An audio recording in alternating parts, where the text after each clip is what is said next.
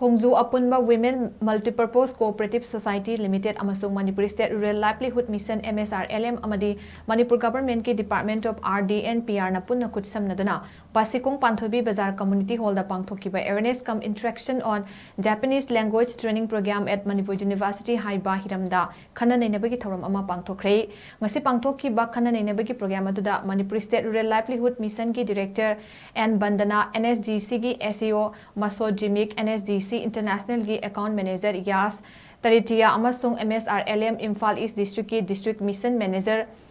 Nasosram Basanta na mathang sit na athoiba mitunglen oina sarukya ki bagal loinana naha kaya amana saduna Japanese language tambana Piriba Kanaba Singi Matangda Kupna Kana Nainaki Thorongamari Lena MSRLM gi Director N Bandana na Fongdokibada Manipur gi Nahasing Asri Lairik Haibagi Changyam na Wanglabasu Manipur Lenga ki amasung private Tabak Piba Ngambagi Changdi Yama namely Masina Maram Oiraga State ki economy gi Pibam da Chawna Akaiba Masupiri Masigumba Mayamasi Karada Oirabasu Menkatpang Nabaginamak Skill Development Ministry gi meeting Makada Lamda Masigi Nahakaya Ama Japan da Thaduna Tabak Tongnabagi Kudong Chaba Adusupiri Japan da Tabak Toba Yanabagi Damak Handak January Ta Sidagi Manipur University da Japanese language Tamnabagi Kudong Chabadu Laire Maramaduna Lamda Masigi Nahasina Ta Sigi Nipan Dagi Japanese language Asitamduna Japan da Tabak Toba Yabagi Kudong Chabadu Lauduna Lenga Kitabak Hakta Ngaibagi Mahut Mapanda Tokuna Tabak Toduna State Asigi economy Fagat Hanbada Nahasina Azoba Todang Lomina Sahaba Wafam Tamki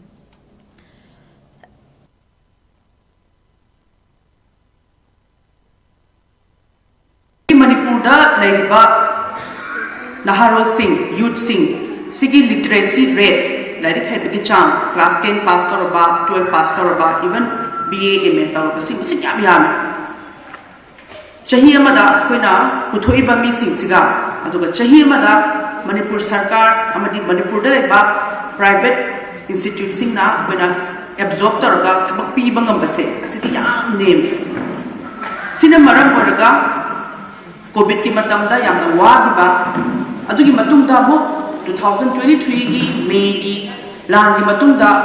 akoi hana thabak tawjaramba mayam amasu thabak tawbunga maktaba pulapsi imungi income achaw chaw balar basi su karakpa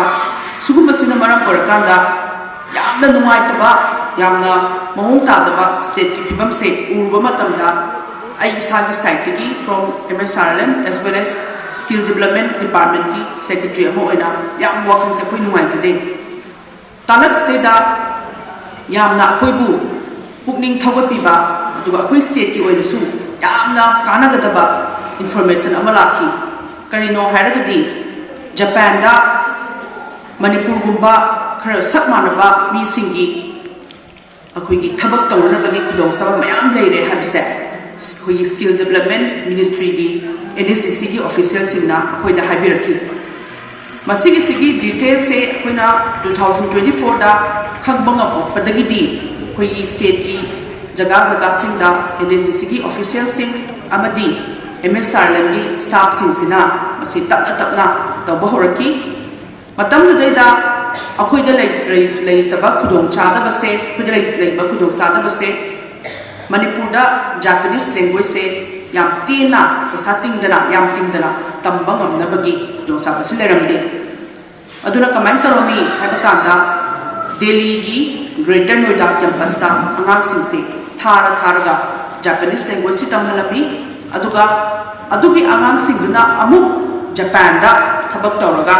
leiraga moina amuk ada leibagi nungai basing ada leiraga moina imungda mateng pangpa pesasing imungi chakhanabada lamdugi chakhanabada honarapasing do adu khangma matabda demo koise hena muk thabak si tawningi si matangda ai number khara haijarake hujik phawda koigi Manipur dagi Japan da yam demand lairese ayambana health care worker amadi hospitality gi koina hotel management tamba angang sing nahona nabu manufacturing da amadi agriculture da su akoi demand sila